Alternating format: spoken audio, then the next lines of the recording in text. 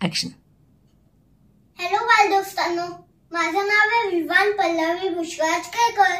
आज मी तुम्हाला एक गोष्ट सांगायला जातोय. त्याचं नाव आहे एक हसणारा मुलगा. एका चंपी नावाच्या राज्यामध्ये एक गंपी नावाचा राजा राज्य करत असतो. तो कधीच हसत नसतो आणि कोणाला हसायची परवानगी पण नसतो. पण त्या गावात एक मुलगा राहत असतो. त्याचं नाव असतं चिनू. त्याला हसायला खूप आवडत असतं, पण त्याला खेळायला आणि उड्या मारायला पण आवडायचं, पण त्याला सर्वात जास्ती हसायला आवडायचं.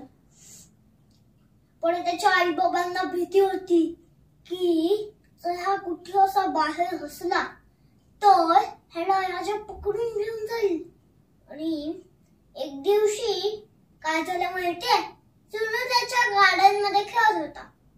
तर त्यांनी बघितलं की राजाचा एक सैनिक तगडक तगडक तगडक करत येत होता आणि त्या एका घोड्याचा पाय एका दगडावर सटकला आणि तो सैनिक एका चिखलाच्या डबक्यात जाऊन पडला. आणि नंतर काय झालं माहितीये, तो सैनिक कसा बसा त्या चिखलाच्या डबक्यातनं येण्याचा प्रयत्न करतोय, परत त्याच्यात जाऊन पडतोय. आणि एक सैनिक त्याला वाचवायला आला धावत धावत. त्यांनी त्याला हात दिला, तो पण त्याच्यात जाऊन पडला. हे बघून काही चिनूला त्याचं हसू आवडलं नाही आणि तो खो खो हसत सुटला.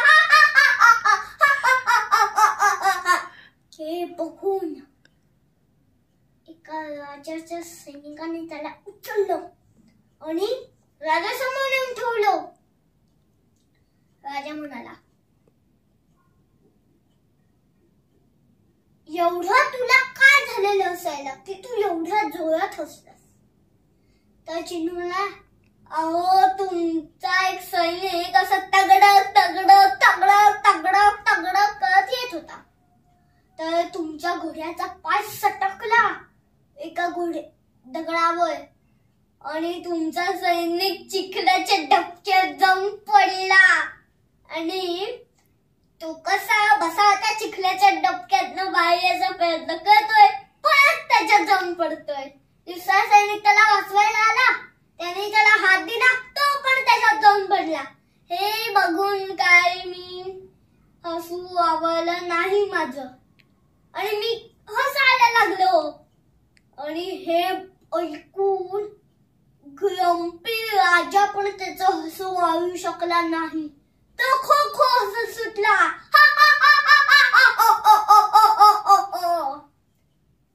तेव्हापासून गंपी राजा हसू लागला आणि त्याच्या राज्याला त्यांनी